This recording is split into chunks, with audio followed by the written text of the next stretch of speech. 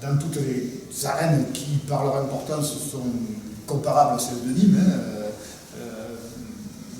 Mont-de-Marsan est une régie. Dax, c'est une régie depuis très longtemps, à tel point que leur devise, c'est Regia Semper, la régie pour toujours. Witteveensac est passé en régie intéressée récemment. Et Bayonne aussi est en régie depuis, a été longtemps géré en régie, est en régie intéressée aussi depuis 2008. Pourquoi toutes ces arènes se sont-elles toutes décidées à gérer la corrida de cette façon-là? Une chose qui nous surprend, nous qui voyageons souvent entre le sud-ouest et le sud-est, tout simplement parce que les régies sont exonérées de TVA sur leurs recettes. Alors, à Nîmes, en plus, il y a, en plus de la TVA, il y a une redevance qui revient à être une taxe municipale, ce qui fait qu'il y a au total 26% du coût du billet qui sert à payer les taxes. Et sur le chiffre d'affaires des arènes qui est de l'ordre de 6 millions d'euros, alors à ce moment-là, ça devient pharaonique. La TVA sur 6 millions d'euros, ce qui est les recettes qui ont été enregistrées aux arènes de Nîmes en 2012, un total de 1 million 20 000 euros. Il y a quand même beaucoup de choses à faire avec ça. Je crois que j'avais calculé que ça permettait de payer 43 SMIC, je crois, pendant un certain nombre pendant une année.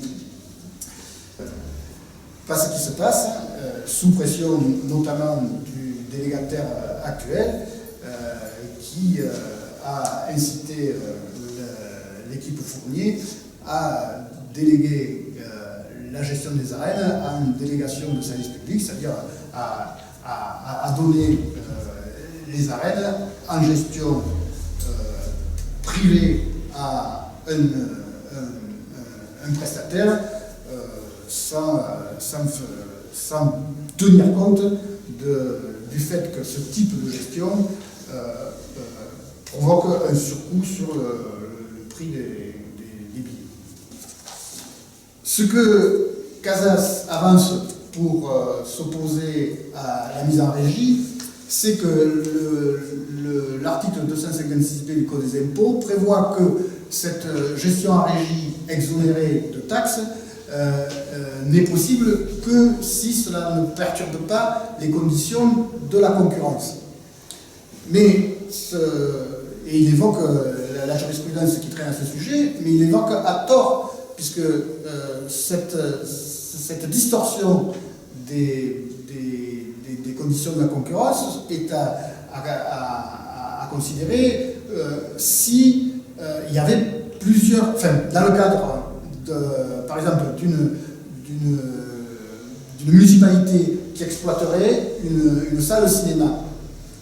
On pourrait s'opposer à ce qu'elle le fasse à l'exonération de TVA s'il y a à côté d'autres salles de cinéma, dans la même ville, d'autres salles de cinéma qui sont gérées par des privés. À ce moment-là, il y a distorsion sur la ville des conditions de concurrence. Si certains cinémas sont exonérés de TVA, si la régie est exonérée de TVA, alors que les autres cinémas ne le sont pas. Or, à Nîmes, que je sache, il n'y a qu'une arène, il n'y a pas une arène privée à côté. Donc, il a voulu introduire un recours contre la régie des arènes de Dax.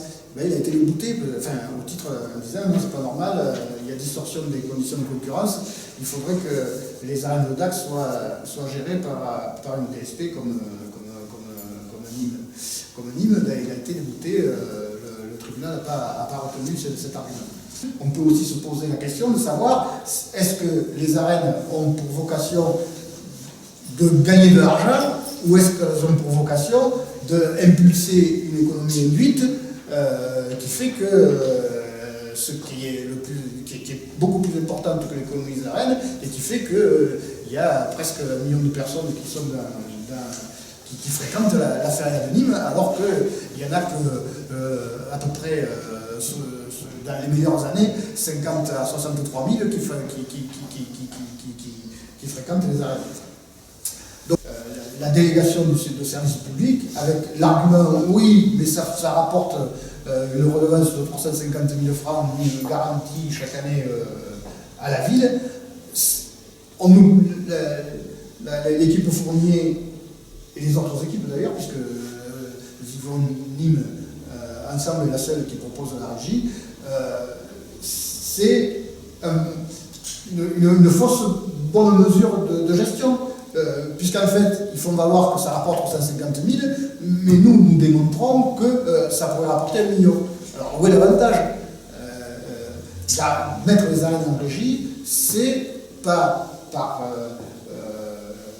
doctrine, pas par idéologie, c'est simplement parce que c'est une mesure de bonne gestion. Les matins des corridas, avant les corridas,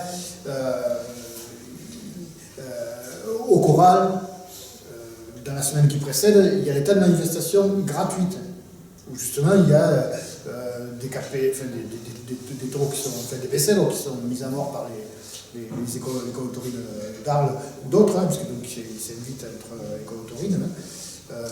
Donc c'est des choses comme ça qu'on a à cœur de mettre en place, d'une part. Hein, c'est-à-dire varier l'offre gratuite auprès des jeunes. Pas faire que le printemps, après plus rien, mais trouver d'autres trucs qui favorisent l'enracinement de l'affection. Bon, et par ailleurs, le problème des quartiers, mais quartier-quartier, c'est-à-dire que c'est sûr que c'est pas dans l'écution ou les collines nord qu'on va trouver un taureau pour remplacer l'Inenu. Hein. C'est ailleurs. C'est à la ZUP, c'est au Mas de Mengue, c'est là que sont les taureaux potentiels. Donc pour ça, on a des idées aussi. Les écoles taurines, pourquoi elles sont à Rodessa, etc. Peut-être qu'il faudrait qu'elles aillent s'entraîner à la ZUP, enfin qu'il y ait une arène à la ZUP où ils s'entraînent. Enfin,